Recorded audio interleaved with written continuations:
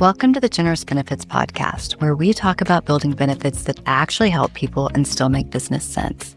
I'm your host, Amanda Brummitt. Today, we're talking about hiring and specifically how to build a process that doesn't just fill a seat, but finds the right person, setting up both the business and the employee for long-term success.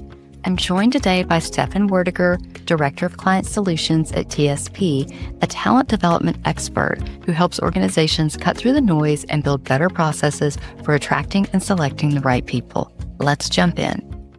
Stefan, thank you so much for being here today. I really appreciate it. Thanks for having me. I'm really excited to be part of this and contribute, and thanks for including me. Certainly. Well, it's been great to get to know you as a fellow NALI board member, National Association of Latino Healthcare Executives. And I've learned a lot from you in the talent management space. So I'd love for you to tell our listeners that don't know you who you are professionally and also who you are personally. Yeah, I'd love to. I think I'll start with personal. Yeah, my passions are really around giving back and helping, which is, to your point, why I got involved in NALI. And I've served in a lot of organizations as a volunteer, like NALI, like HIMSS, like other groups that are industry groups that I've done over time, and giving back. I think that's a big part of who I am, is, giving back and paying, what's the saying, paying it forward. So that's, a lot of what I love to do, because I see value. And if you lift up other people, you pay it forward, kind of thing. I think it was Zig Ziglar that said, help enough people get where they want to get and you'll get there, kind of thing. I'm paraphrasing, but the idea. Yeah. So it's very, to me, it's very rewarding. So I love to do that and meet people too. You meet great people like you and Jose and the team and the board and all kinds of people. I also love other things like just being with friends, getting together. I'm a big foodie and like to try new places. Like to try travel in interesting places and culture. And, I see these shows on TV with Stanley Tucci and others. And I'm like, oh, I need to go there. I need to see that. Oh, that looks really great. And, you kind of map out these places and it's a lot of fun. So enjoying travel. And I also love wine and I guess they call it a wino, but I love to do wine, and I'm in a couple of little wine groups and try and meet others that are in the industry and, just be part of it. And not my profession, but certainly something I love and, and kind of an interesting little hobby, I guess. And then professionally, I've been in the talent solutions, talent development, the area for almost 15 years plus now. Got into it initially through executive recruitment, intentionally, because I thought I'd be interested in that. And then started to develop more into the talent development, leader development arena, and continue to still be involved in both sides of things with organizations like we're talking about today, whether it's the hiring side and being an advisor in that area, or the talent development, people development side. And been doing that now about 15 plus years. I started my career many years back in business development and sales in the healthcare technology space. Oh, I didn't know that. For many years. Yep. Worked with many of the big companies that implemented health systems in Baylor and Ascension and all kinds of places. So, it's been an interesting career ride. It's never, as they say, never a straight line. It's just kind of a zigzag. Right. Well, I want to dig in more on the professional side, but before we do, it's rare that I have a fellow Austinite on the show, and you mentioned food. So what is your go-to restaurant? Yeah, it's a hard one. I think there's many choices, especially today. I would still say Red Ash is my favorite, and I like it because it's just such good food and so consistent. So it's hard to get into, but I love it. Yes, I totally agree. We have so much good food here, and Italian is one of my favorites, but yeah, Red Ash is up there. All right, Stefan, well, let's get into the topic we are here to talk about. What does hiring right actually mean, and why do so many organizations struggle with it? Yeah, that's a great question. I think, there are different views on that, but in my perception, in my opinion, I think hiring right really means finding the right talent for the right roles and keeping that talent, retaining that talent. And that's what it all comes down to. I think at the end of the day, I think that's where the biggest crux of the focus really can be missed too. But I think that's why I think that's really what it's all about. Yeah, I totally agree with you. And so let's start with the bad stuff. What are the costly mistakes that employers make in the hiring process? I think the big ones that stick out to me, and costly is a good word to use, because I can't think of the statistic I saw, but there's a very couple of newer statistics of the costs that it the cost of losing a good employee, number one, and the cost Yeah. to hire overall. If you look at your team's time, the recruitment time, the tools like LinkedIn Recruiter, whatever you're using, all the systems, the cost of the position being open for a while, there's a lot of cost there. But I think the costly mistakes that I see as I look across clients I've worked with and just, over the years is number one is I think not understanding the success factors for the role. What does success look like for this role? Who am I going after when I recruit? What does that look like? What are the competencies? How am I going after people? That's a big, big challenge. Making it a more of a proactive recruitment versus passive. And I think the biggest costly mistake too is I'll call it onboarding, but it's much more than getting your badge and your ID. It's more about assimilating the person into the culture, coaching them during the process or, after maybe 120 days, working on areas where there's misalignment, helping them align with the organization. A lot of organizations don't do that other than, here's our training module and here's your badge. And it's much more about that. And there's so many mistakes and pitfalls. And that's why a lot of people don't last very long in roles too. Yeah. Wow, we could do an entire episode on onboarding. That is such Oh, a yes. good topic. Oh, yes. Yeah. Uh, If you've ever been assigned a buddy at work on your first day, it's because your employer cares and it actually helps. it does done the right way, of course, but yes, 100%. Getting them assigned to somebody, having them work with somebody so they get the culture fit and the politics and all of that. And I had a client that I was working with many years ago, and this was when I was executive search, and I placed a great candidate, and I heard back from the client several months later that she wasn't working out, there wasn't a good fit, they weren't happy. I'm like, what is going on here? Can't understand I know we placed a great candidate. Her references were amazing. She, she checked all the boxes, good culture fit. What's happening? So we did a onboarding sort of assessment, sort of an onboarding process where we did a 360 where we interviewed, talked to the management. We did behavioral, figuring out what's going on, where are the gaps. It turned out it wasn't really her. It was a political situation that the organization wasn't ready to insource what she did, and they were used to having it outsourced. And she was fighting up a hill trying to make things work and get situated, but it was just too hard because it was a dynamic of shifting the entire organizational structure that they really didn't, as a team, decide we want to do this before we hire this person. And so she was doing everything she could, but it just was an uphill battle.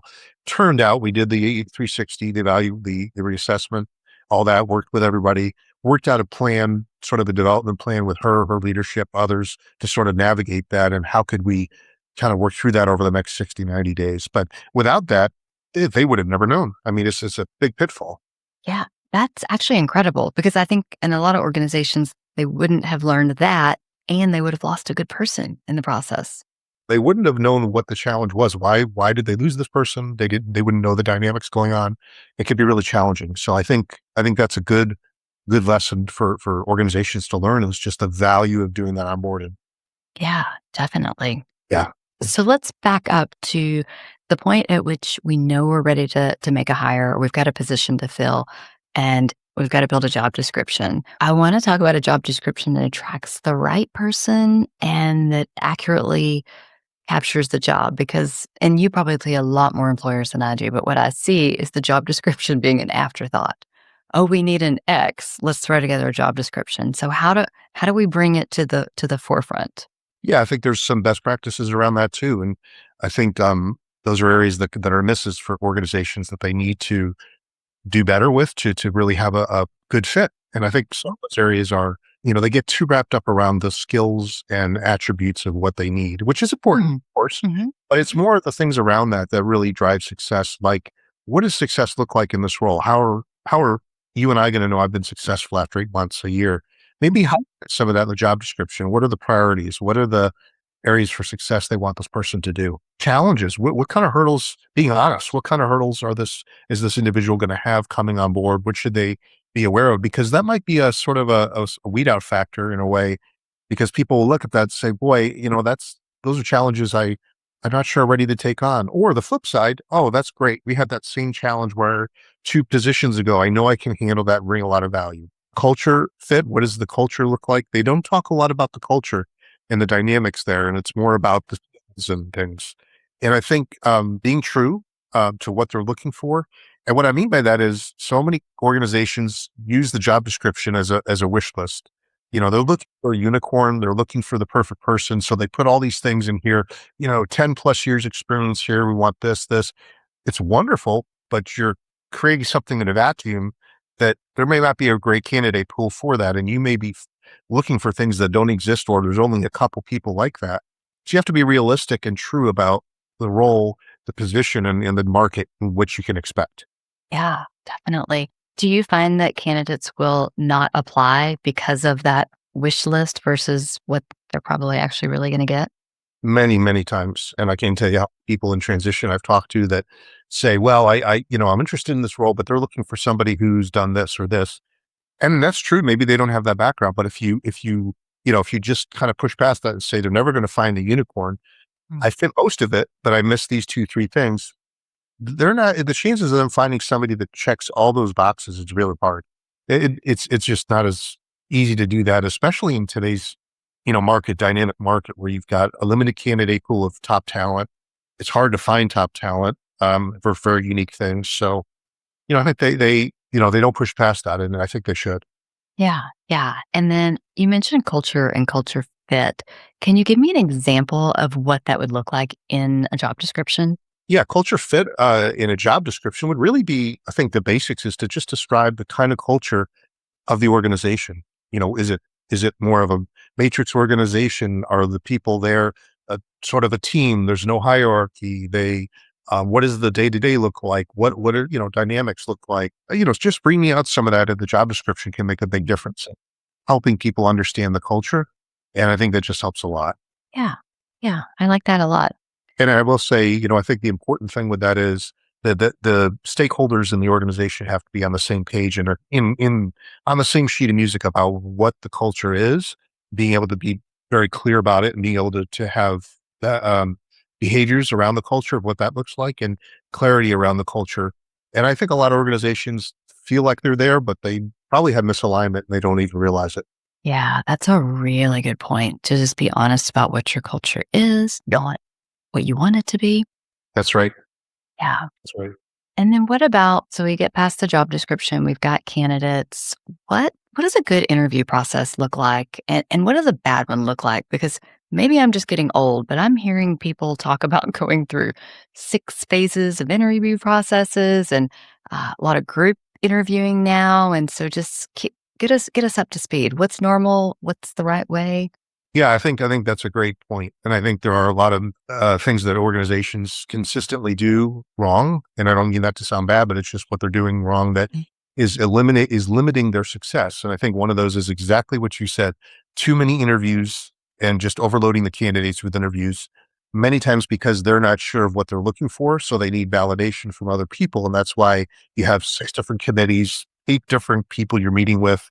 It's too much. That's one, and I think limiting the, panel interviews to a small number of people, it's just too much overwhelming for the candidates, and it doesn't build the rapport and connection when you have 7 people on a panel Zoom with 1 candidate. It's better to have 2 or 1 if you could do it, and I understand there's limiting schedules, but it just makes for more success. I think having the right people involved, and I see that a lot where they don't have the right key stakeholders involved in the interview process. And then there's some disagreement behind the scenes because they weren't involved in it or they weren't able to ask questions. So having the right people involved early on is really, really helpful. And I think consistency is the other area I see where there's not consistent questioning across the interview team. And a lot of times, we work with them on interview guides, basic, simple questions that they can consistently ask and go to candidates that are uniform across the organization that touch on areas that everybody's in agreement with and tie into the competencies. And I think that's where they miss because different people are asking different things. And I've talked to candidates as they come out of interviews many times and they say, well, I met with the VP and she was emphasizing this and asked me this. And then I met with the CEO and she or he said this. And it's like they were looking at different things and had different opinions. So I think that consistency really helps. I think timing is huge. And that's the biggest, I think, hurdle is being timely in the interviews so that if you have a candidate it's really easy to lose a candidate that's in high demand.